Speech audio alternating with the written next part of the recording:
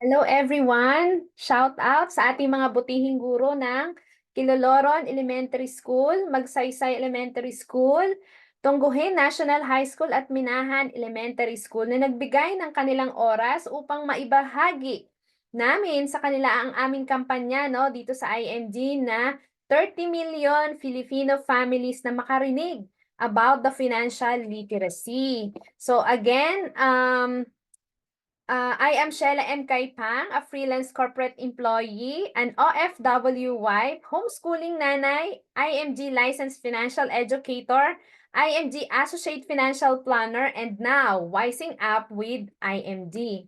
Ngayon, just a recap, dahil ito yung narinig nyo na during our two-day financial literacy caravan sa Quezon. So, kunting kaalaman lang tungkol sa IMG, no? IMG stands for International Marketing Group. It has been here in the Philippines since 1998 but started in 2002. So we are actually 20 years now, or more than turning 22 years na in the financial industry. So where is the office located? Nasa Makati po, tatlo po yan. Isa sa along Hilpuyat, no? Yung Omnis Prosperity Tower.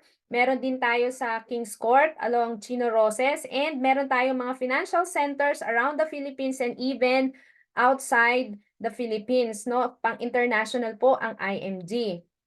Sino yung mga sumusuporta sa atin? Nandyan po si Miss Corina Sanchez, si Senator Raffy Tulfo, and Bo Sanchez. And of course, nung kami pumunta dyan sa inyong lugar, ito yung pinakang heart na gusto naming ibahagi sa inyo. The secret to saving and building your future and taking control of your money.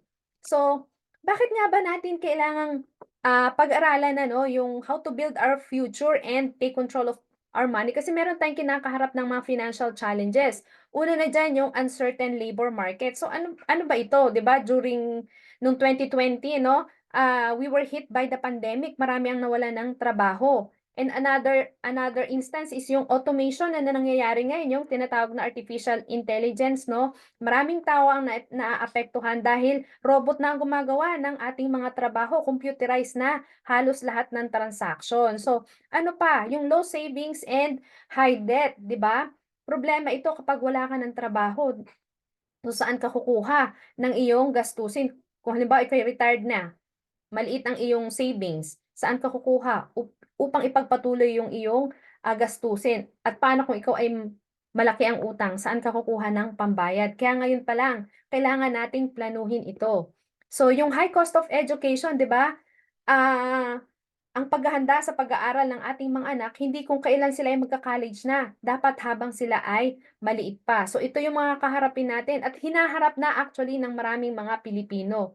Kaya we end up, 'di ba, mangutang dahil hindi napaghandaan nung sila ay bata pa. Increasing cost of living, 'di ba?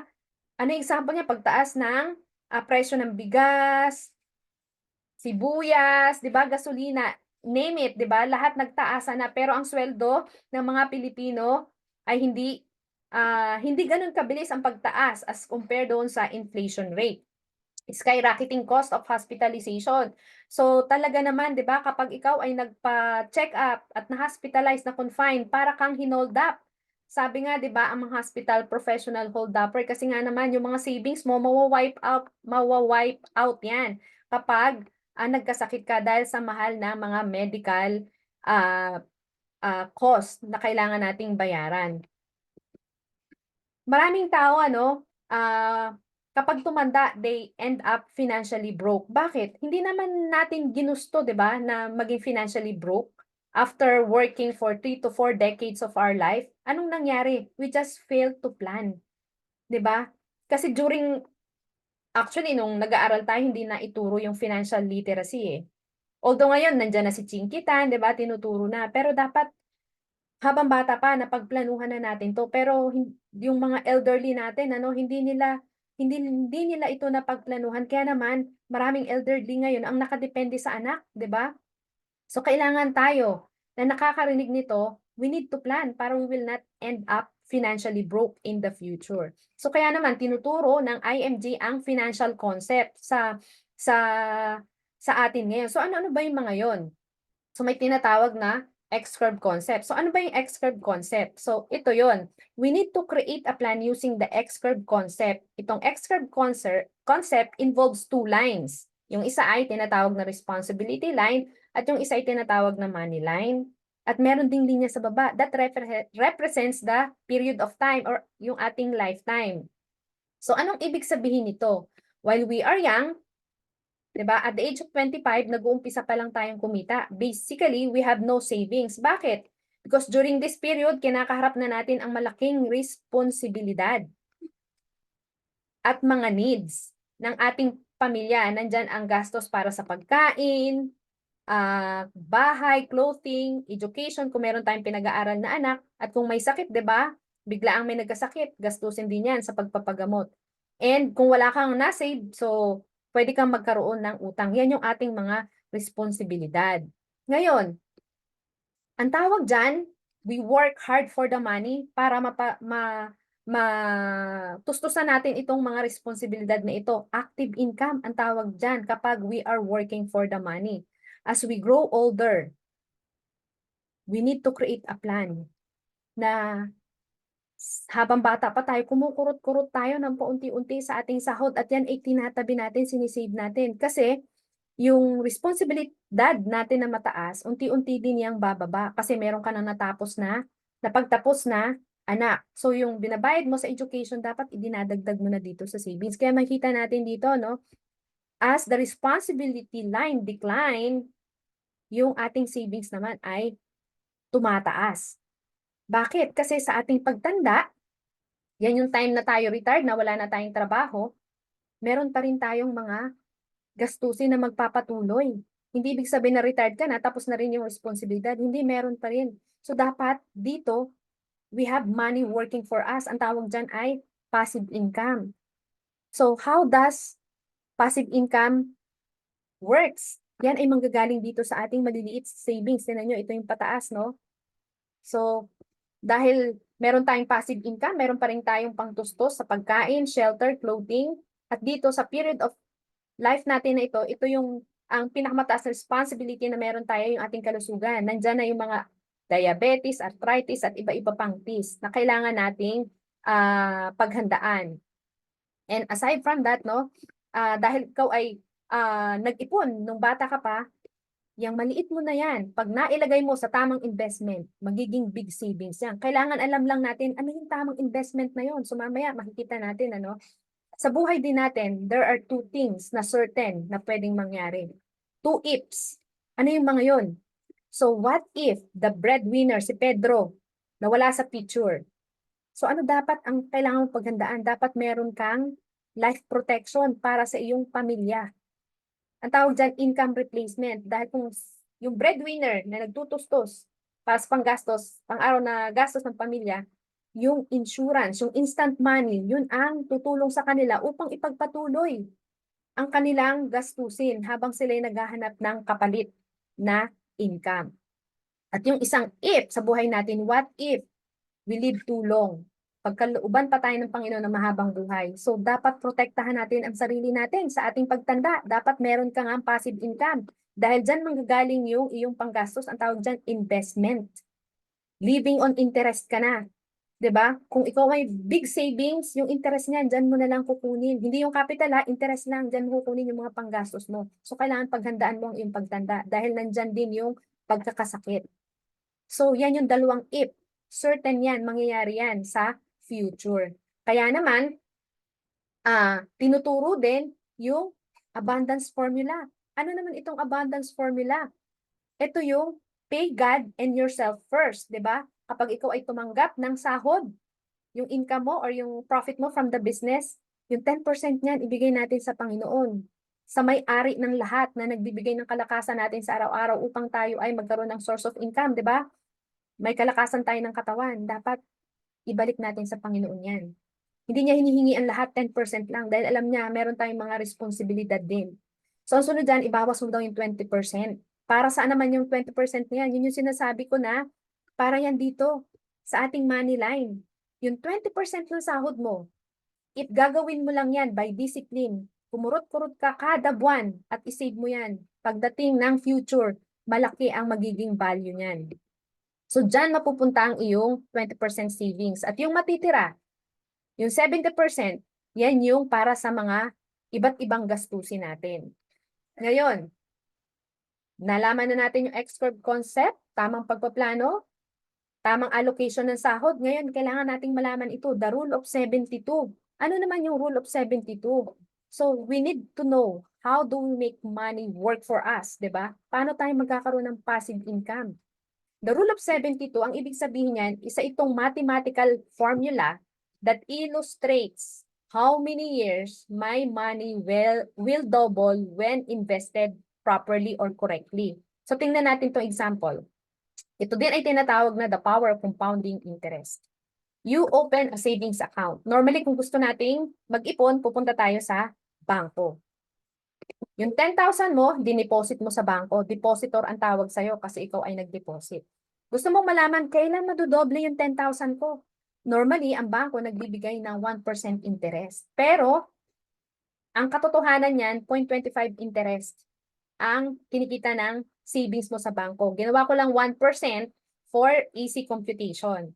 So, ang sabi dyan sa rule of 72, yung 72, i-divide mo daw by the interest. So, 72 divide by 1. So, anong mangyayari dyan? What's the quotient? Yung 72 divide by 1 is equal to 72 years. What? After 72 years, bago madoble yung pera natin sa bangko na diniposit natin. Kasi depositor ang tawag sa atin hindi naman investor. So, yung 10,000 mo magiging 20,000 after 72 years, di ba? It takes a lifetime, napakatagal. So, kailangan malaman natin saan dapat ilagay ang ating kaperahan na mag-grow ng mas mabilis. So, another example, 3 illustrations, no? The power of compounding interest. Kung paano tayo mag-take advantage na yung money natin mag-grow fast.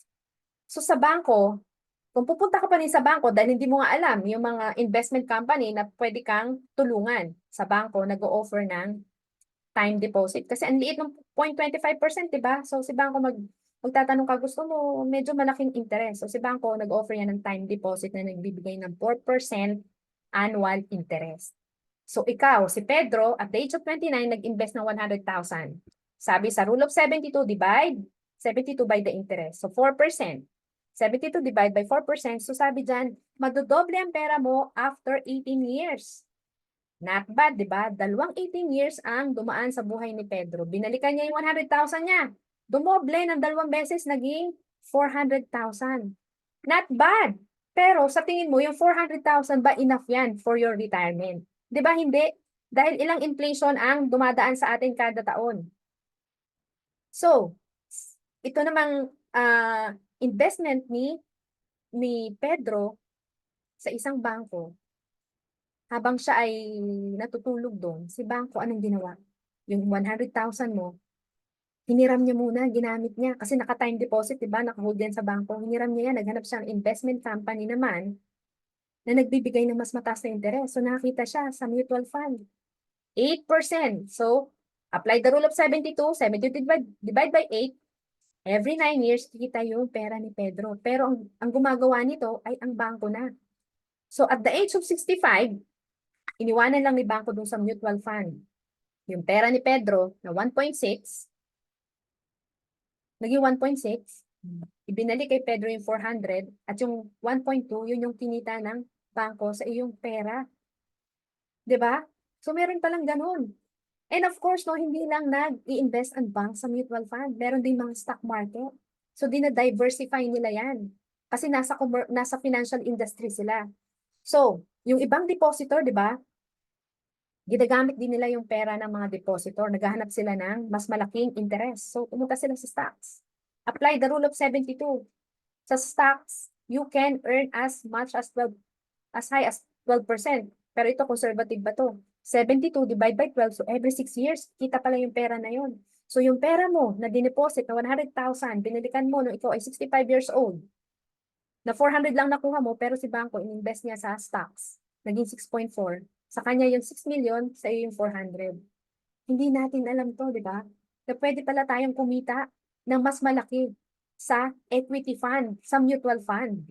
So ngayon alam na natin kung paano palaguin yung ating pera. Kailangan maghanap ka ng mutual fund na naka-invest sa equity or meron din tinatawag na mga balance fund, balance mutual fund. Pwede din yun kung ikaw ay conservative. Okay, natapos tayo sa extra concept, abundance formula, the rule of 72. Ngayon tuturuan naman tayo ng solid financial foundation. Ano yan? Ito ay blueprint ng iyong financial house. 'Di ba? Pag nagpapatayo ka ng bahay, dapat it should start from the ground up. From the ground up, 'di ba? Pundasyon, ano yung matibay na pundasyon? Alam niyo ba, ang material, 'di ba, ang ating raw materials pag nagpapatayo ng bahay ay semento, buhangin, bato, at kung ano-ano pa. Pagdating sa financial house mo, ang cash flow mo ay yung raw materials mo ay yung kinikita mo sa trabaho, sa negosyo mo, 'di ba? So anong gagawin mo diyan? Kailangan mag-invest ka agad sa healthcare fund. Short term and long term. Tayong mga Pilipino, kapag kumita, may healthcare na ba agad tayo? Ako wala. Kasi ang alam ko nung kumita kami, and yung sweldo ng asawa ko, nilagay agad namin yun sa investment. Noong 2012, nakilala ko si Bo Sanchez, nabasa ko yung book niya, yung sikat na book niya na made millions in stock market. So na-curious ako, no? Pasok kami sa investment. So diyan namin nilagay yung aming kaperahan. Wala kaming health care. So, ang Pilipino, no, aside from growing their money, ano pa yung mga investment? Bahay, lupa, sasakyan, alahas, furniture, at kung ano pa. Yan yung mga inuuna natin. Pero dapat pala healthcare. Mamaya malalaman nyo, bakit healthcare agad ang kailangan i-invest? Kasi paano kung magkasakit ka? On your senior years, meron kang retirement savings. Pero ngayon, di ba, sabi nga natin, ang professional holdupper ay hospital. Pag na-hospitalize ka, baka yung buong retirement fund mo ay ma-wipe out. So ngayon, saan ka ngayon lalapit? Sa anak. Paano kung yung anak na pinag-aral mo ay may sarili ng pamilya? Sasagutin ba niya ng buo yung hospitalization mo, di ba?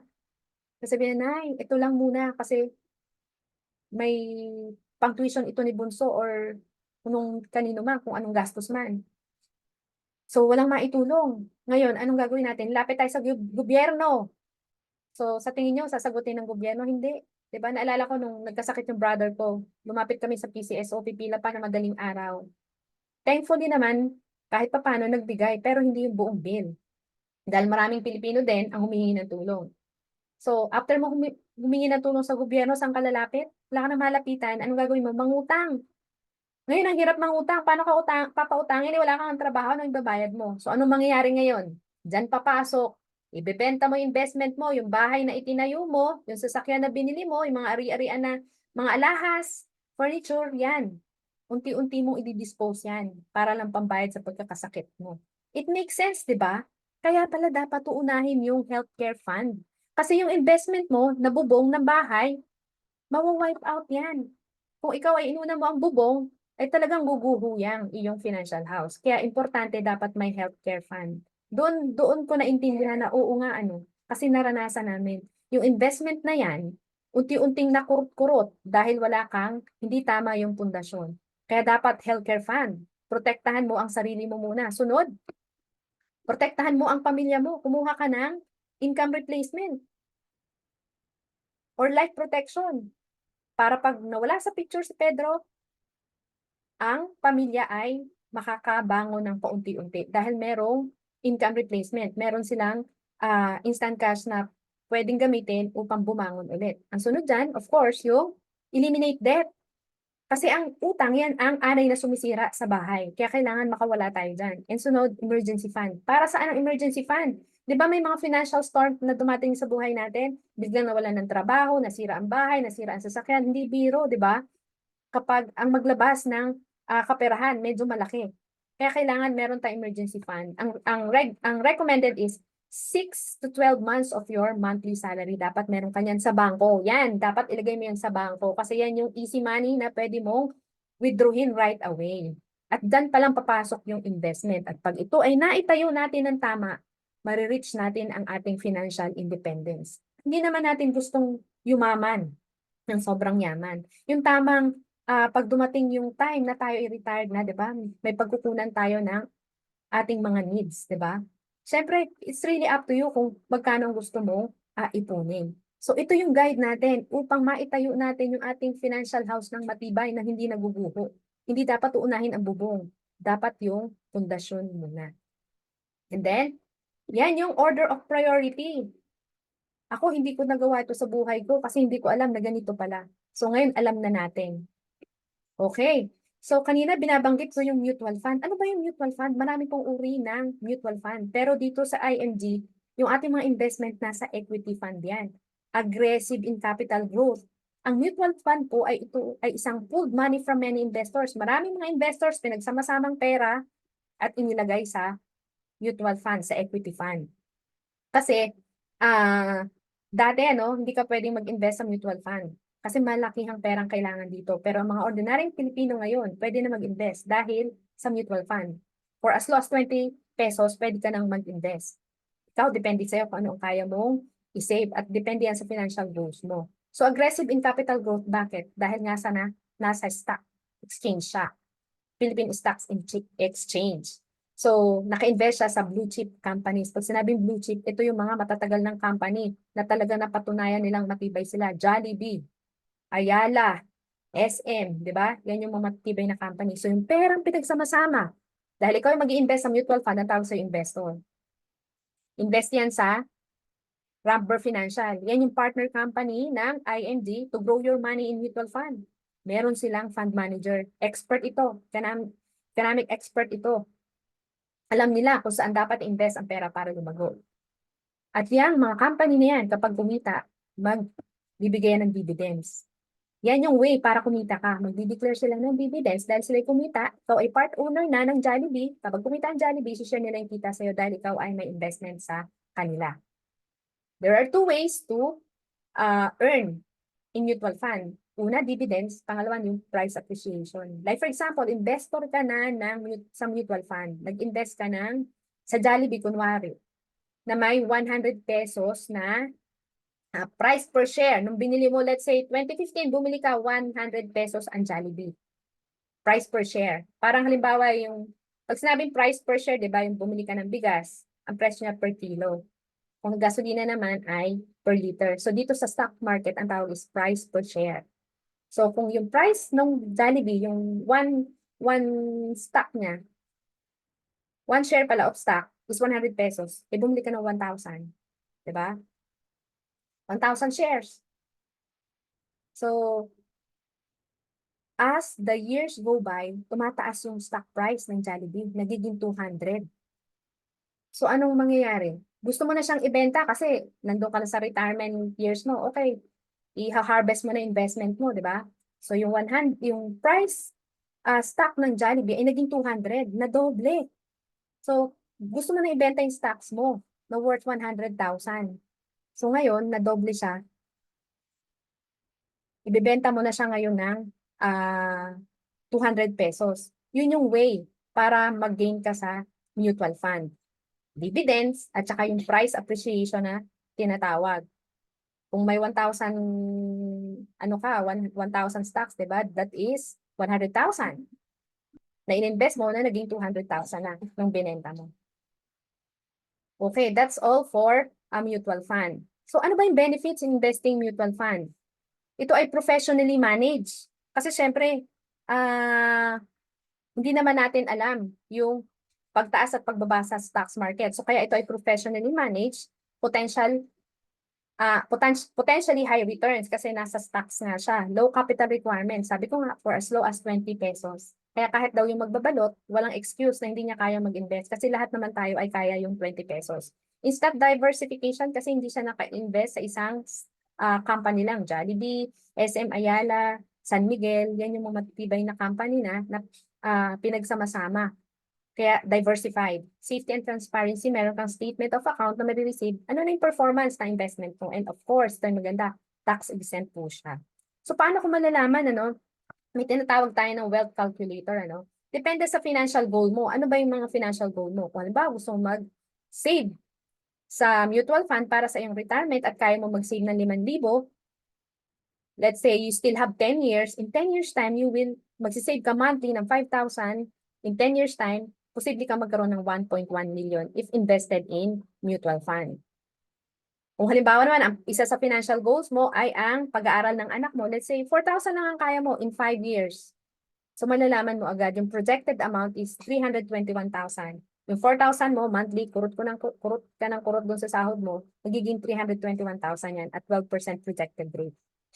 So yan po yung tinatawag na posible mong kitain pag ikaw ay naka-invest sa mutual fund. So ito yung ilan sa mga financial concept na maaari nating matutunan kapag nag-enroll ka sa IMG or mag-join ka sa IMG. So siguro ang question nyo, paano ba mag-join sa IMG? So if you enroll and become your own money manager, you just have to pay 6,000. This is a lifetime membership, one-time payment for 6,000. For Filipino, 6,000. For OFW, mas malaki yung benefits nila, so medyo mataas din. Pero ngayon, for us, sa mga teachers na nakausap namin, 6,000 po. One-time, lifetime payment. So, ano ang makukuha ko? Anong mapapala ko sa 6,000 na yan? Of course, ang IMG parang school yan in the financial industry. May continuing education po tayo. So, magkakaroon ka ng free ebook, yung The Secret to Saving and Building Your Future, at saka yung financial workshop. So, ano yung meron sa financial workshop? Tuturuan tayo how to increase cash flow, how to manage our debt, di ba? How to build strong financial foundation, yung na-discuss natin kanina. Building wealth, asset accumulation, retirement planning, wealth preservation, and even you can do business in the IMG kung gusto mo ng additional income. That's optional. Ako, katulad ko, nung una, gusto ko lang mag-invest, mag-save and invest. Kaka-attend ko ng training, pwede ko pala itong pandagdag sa kinikita ko. And aside from that, kung gusto mong mag-level up, at gusto mong matulungan din ng ibang Pilipino, meron ditong free reviewer if you want to become an insurance licensed agent. Meron din ditong financial check-up, at gusto mo ring maging associate financial planner, meron din dito. I-assist ka ng IMG. So wait, there's more. Aside from that, if you are a member of IMG, para kang one-stop shop para sa mga financial needs mo, di ba? Sabi nga dito, ang IMG ay isang school in the financial industry. Tuturuan ka na marating mo yung financial independence pagdating ng panahon. So kaya naman nakipag-partner siya sa mga company in the financial industry para i-apply mo yung natutunan mo. So ikaw ito, magkakaroon ka na ngayon ng access para sa iyong healthcare. Paghandaan mo na ito. Partner niya ang Kaiser. Para naman sa iyong life insurance, para sa iyong pamilya, nandyan ang Manila Bankers Life. Para naman sa mga investment mo in the mutual fund, nandyan ang Ramper Financial, Sun Life, Atram. So mamili ka kung saan mo gusto. At kung meron kang gusto mo bumili ng property, house and lot, condominium, partner din natin ang Ayala Land, DMCI, SMBC. Diba? Kung gusto mo bumili, hindi ka na dadaan sa agent kasi kung member ka ng IMG, ikaw na ang agent ng sarili mong property. At kung ikaw ay may mga kamag-anak, kakilala na gusto ring bumili, pwede kang maging agent nila. Or pwedeng sabihin mo, enroll ka sa IMG para ma-avail mo itong mga benefits na ito. Meron ka ring mga pangangailangan na pinansyal pagdating sa insurances ng iyong sasakyan, fire, property, travel insurance, meron din dito at a discounted rate. Dahil ikaw nga ay member, di ka na dadaan sa agent. Di ba? Pag bibili tayo ng mga insurances, kailangan may agent pa. Dahil ikaw ang agent. Dahil member ka, agent ka na, broker ka na ng sarili mo. And allied financial services, kung meron kang negosyo, makaka-discount ka from the services of EPS Max. Di ba tayo mga Pilipino mahilig sa discount? Tama naman para makatipid at may dagdag sa savings. So kung gusto mo bumili ng brand new car, mag-member ka sa IMG. Kasi ang ibibigay sa iyo ay corporate rate dahil ikaw ay hindi nadadaan sa agent dahil ikaw na nga ang agent ng sarili mo. So makaka-discount ka ng 100,000 and more, di ba? So bawing-bawi na yung 6,000 mo sa sasakyan pa lang kung gusto mo bumili ng sasakyan. And of course, discount sa mga transactions sa Palawan. At kung halimbawa, ikaw ay gusto mong tumulong sa ibang tao na ma-avail din itong benefits na to, ni-refer mo lang, o pwede kang magkaroon ng referral fee. Naalala ko 'no, nung nag-share kami sa Quezon ano, sabi networking daw ito. Wala naman tinuro dito na mag-recruit ka, 'di ba? Hindi naman dito, "Uy, mag-recruit ka," yung katulad ng ginagawa sa pyramiding na, "Bumili ka nitong produkto na 'to, ibebenta mo." Hindi ho. Dito ho, tinuturo mag-save at mag-invest. Ngayon, kung gusto mong tulungan yung pamilya mo na magkaroon din ng marating din ang financial freedom, eh di i-refer mo siya. Yun lang po ang gagawin natin. Yan naman ay optional kung gusto lang. So yung referral fee mo dadaan sa Nuracash, parang GCash yan. And ano naman yung Everest? Ito yung pwede mong tawagan to assist you. Halimbawa, may nawala sa picture, may namatay. So tawagan mo yan. Sila yung maghahanap ng funeral parlor na malapit sa iyong lugar. So pwede mong i-avail yung services na yan. And wait, there's more. Dahil ang IMG, tinutulungan tayong i-build ang ating solid financial foundation, yung benefits, aside from being a one-stop shop, meron pa pong mga benefits. Dahil doon sa binayaran mo 6,000, makakakuha ka ng marami pang benefits para ma-jumpstart mo na, maumpisahan mo na yung iyong solid financial foundation. So ano yung mga yon? Meron kang free na frame ng salamin sa mata. 2 frame kada taon. Ma-avail mo yan for free. At yan ipapasok sa healthcare, di ba? May kinalaman yan sa health natin. Aside from that, meron kang unlimited check-up sa Kaiser Medical Center na malapit sa iyong lugar. At discounted din yung mga laboratories. Kung ba, isa sa mga anak mo nagkasakit, so pwede kang maka-discount sa mga laboratories. Hindi lang ikaw, pati yung pamilya mo. So pasok din yan dito sa healthcare. Unlimited consultation and check-up. Next, meron kang 100,000 na personal accident insurance. Pasok yan dito sa protection or life insurance, life protection para sa iyong pamilya. Kung halimbawa something happens, may 100,000 si family na makukuha. Next is, meron kang life insurance na worth 50,000. Parang St. Peter ito, di ba? Na kung wala sa picture, may tatanggapin silang 50,000 as assistance para sa iyong pamilya. Next is, doon sa 6,000 na binayad mo, yung 1,000 mo doon, i-invest na yan ng IMG para makapagsimula ka na sa Soldivo Funds. Ang Soldivo Fund ay isang mutual fund na minamanage ng Rampro Financial. So dito, kapag member ka, pwede ka dito mag-top up sa mutual fund na to. Gusto mo save ng 20, 1,000, it really depends on you. So ito yung magiging benefit mo for 6,000 membership fee. Di ba ang ganda? Aside from that, meron ka ngayong mga access sa mga financial needs mo doon sa iyong healthcare. Dahil partner natin ng Kaiser, pwede kang kumuha ng healthcare 3-in-1 financial program nila. For as low as 2,647 per month, meron ka ng healthcare, insurance, at investment. Kaya ito tinawag na 3-in-1 program. So how does it work?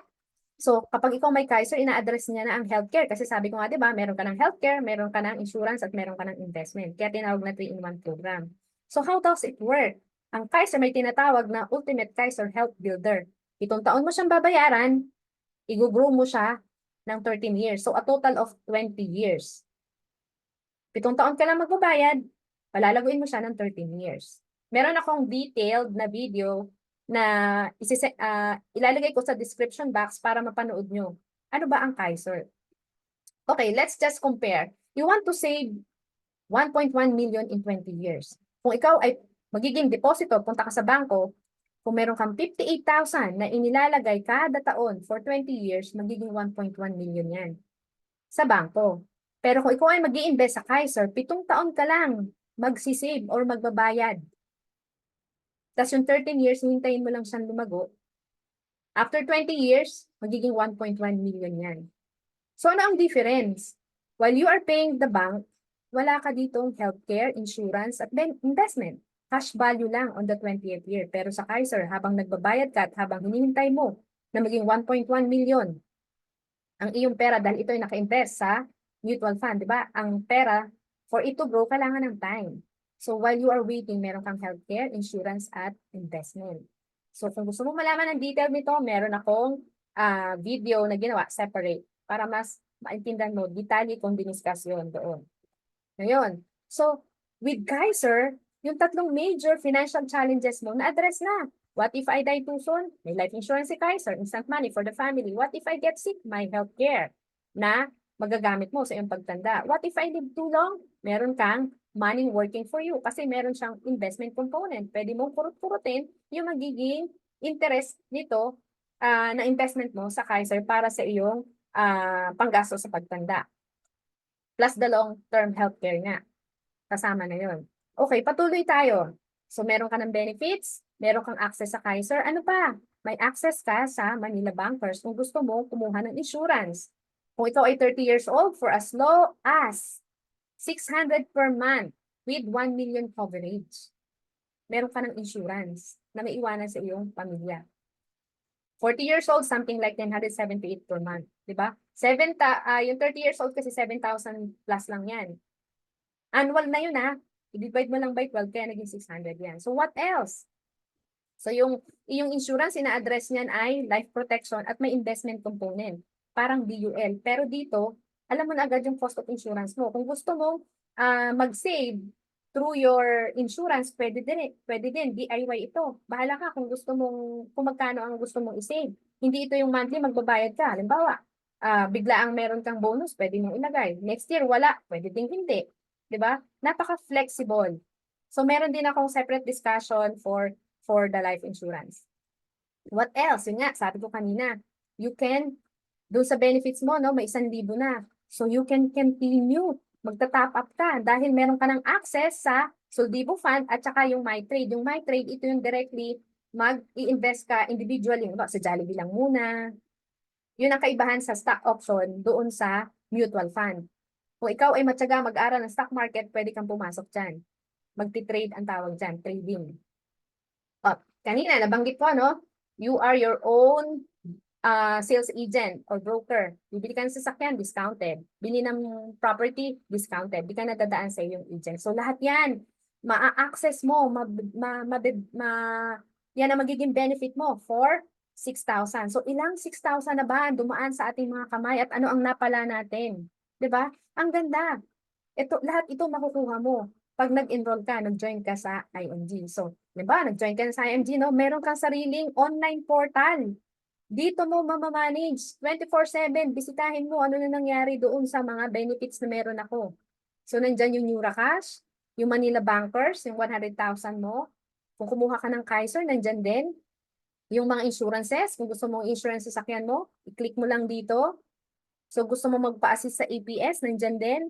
Yung 50,000 na life insurance, dahil member ka, nandyan na din. So, lahat ng na-discuss ko nasa portal. So, you are now called an IMG Preferred Membership. So, paano magpa-member? Ayan. So, i-contactin nyo lang ako para ma-assist ko kayo. Kayo ang mismong magbabayad. Mamili kayo. Name it. Anong bangko? So, lahat na yata ng bangko sa Pilipinas sa may account si IMG. Para hindi ka na mahirapan kung ano ang meron dyan sa lugar nyo. So, ito, mamimili ka lang. So, parting words, no? Sabi ni Bill Gates, if you are born poor, it's not your mistake. But if you die poor, it's your mistake. Diba? So, binigyan tayo ng equal time upang magkaroon tayo ng peace of mind, planuhin yung ating future. So, kung meron po kayong mga questions, just get in touch with me. I am Sheila M. Kaipang, IMG Financial Educator. You can contact me at 0917-889-2206 or email me or write to me at sheila.kaipang@gmail.com. So, yun lang yung aking maikling recap. Sana ay may natutunan ulit kayo sa aking maikling presentation. Maraming salamat sa inyong time. Bye!